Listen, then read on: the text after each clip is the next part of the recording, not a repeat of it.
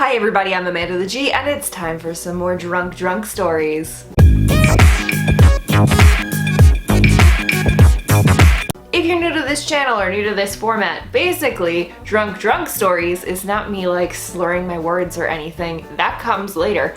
That's where I drink and tell you a story of a time I did something stupid when I was drunk, because clearly I learned my lessons. I swear not all of my drunk stories revolve around clothing and mishaps with clothing, but this one does revolve somewhat around a missing sock. This happened when I was in grad school, and if you have not been to grad school, the best thing that I can say about it is grad school steals your soul. So basically, when you get drunk in grad school, from what I noticed, or at least from my experiences, you get really drunk in grad school because you are stressed as all heck.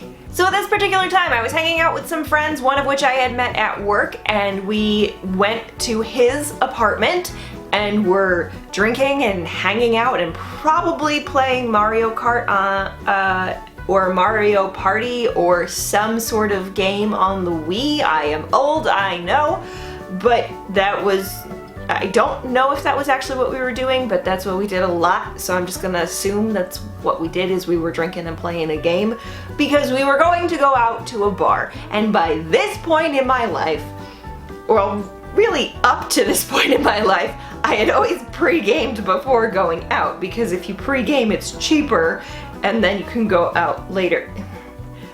It's bad decisions. Do as I say, not as I do.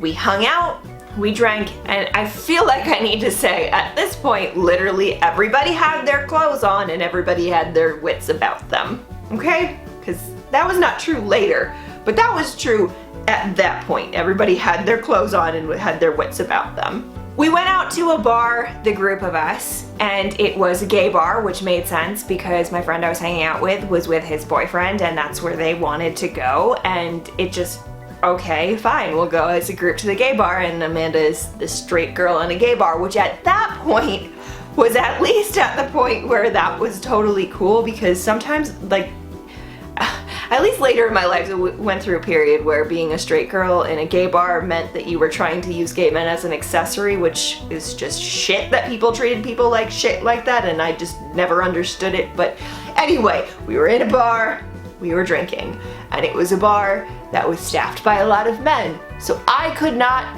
easily get the attention of the bartender, because at that point I kind of saw my role in a bar, in a straight bar, of being the girl. If I was the only girl, you would get the attention of the bartender. It's a terrible way that our society works, but it worked that way, and I would get the attention and then we would buy drinks and whatever. But anyway, could not get served shit, which was fine. Probably didn't need to be drinking more shit by the time we got to the bar. But my friend Mike, shout out to Mike if you ever see this, miss you, dude. Anyway, he was the one ordering the drinks for the most part. I mean, some other people were ordering drinks too, and then the bartender was definitely hitting on Mike. So I was getting very strong drinks because Mike was ordering them, and the bartender was putting extra in, and then, oh dear lord, and then there were shots, and then there was more shots, and then there was a lot of bad decisions, okay? There was a point where I was given a Sex on the Beach as a drink, but it was green. So I don't know what I was given, which is actually very dangerous for me to just take drinks. Back then I didn't realize how bad this was, but I am really allergic to gin, like anaphylaxis allergic to gin.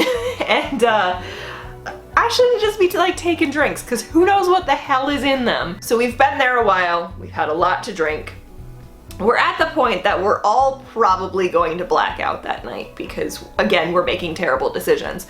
So we go home, but we walked there or got rides there, because we met up with a bunch of other people, so everybody got there. Nobody was driving because we're not stupid.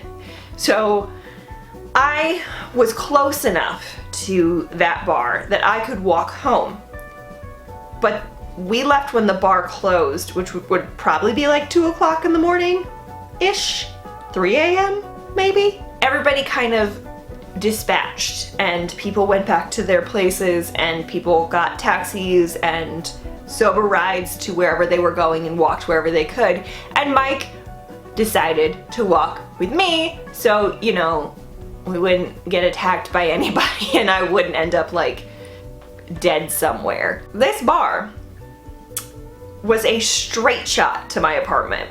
There was like one turn, I think, that you had to make. No, not even a turn. It wasn't even a turn. It was a straight shot with like a staircase that you would have to climb. And then I was pretty much right there, like diagonal-ish to it. It was very, very close to my apartment. It would be like a 5, maybe 10-minute walk. I don't remember this. Mike doesn't remember this. We don't know how, but based on checking the text messages the next day, that walk took us like 2 hours. I don't know where the hell we went. We finally, after all of that, get back to my place. And I had my dog at that point, and I introduced Mike to my dog, who was in a crate at that point, and because, you know, I would crate him when I went out. And then I got sick and I vomited, and thank you so much, memory, for remembering the entire period in which I was vomiting. Not everything that happened before that, so I don't remember all of the walking home, but I do remember the burning sensation. Joy.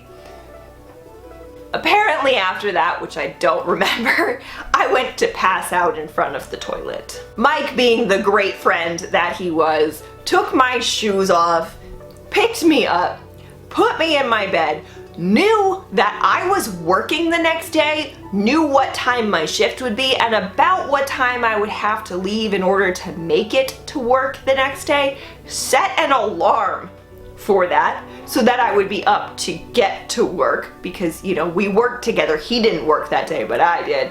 And then he got his shoes off, got partially undressed, and hopped into bed with me in my twin-size bed, which was great, and went to sleep.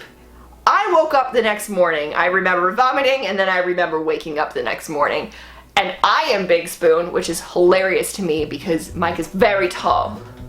Like tall. Way beanpole tall. We both get dressed to get ready for the day. Thank you for setting my alarm because I'm a terrible person. And then I took my dog out. I had a small backyard that was private just to my apartment, which was very nice. Took my dog out in that little area. And then Mike hits me with, "Where is my sock?" So he had socks and shoes on. He left his apartment with a pair of socks. That morning, he could not find his second sock. He had one sock on, couldn't find the other one. He had both of his shoes. We searched my whole apartment, could not find that sock. I moved out of that apartment later and never found that sock. To this day, I have no idea what happened to the other sock. Where is it? Where did it go? I have a vague recollection of Mike throwing out his receipt that he signed into a garbage can, but I don't remember him taking off a shoe, taking off a sock, and throwing out a sock. I don't know where that sock is, but it was not in my apartment. I can guarantee that because I took everything apart and moved out, and there was not a sock left in that apartment. There was not an extra sock in that apartment. I have no idea where that sock went. Sometimes I wonder what happened to that sock. Was it left in the middle of the road? Did it ever leave his actual apartment? Did it come off before his apartment? I don't think it did. I don't know why he would have taken a sock off in his apartment. Did it come off in the bar? Did it come off on the way back? Did it get thrown in a dumpster at that point? Did it disintegrate into the ground? Is it in a landfill somewhere? Just wondering what the point of its existence is.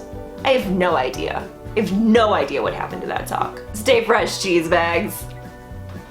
And yes, I know I still don't have makeup on. I still have a chemical burn on my lips, and it is killing me. So I can't do anything, so then why even bother?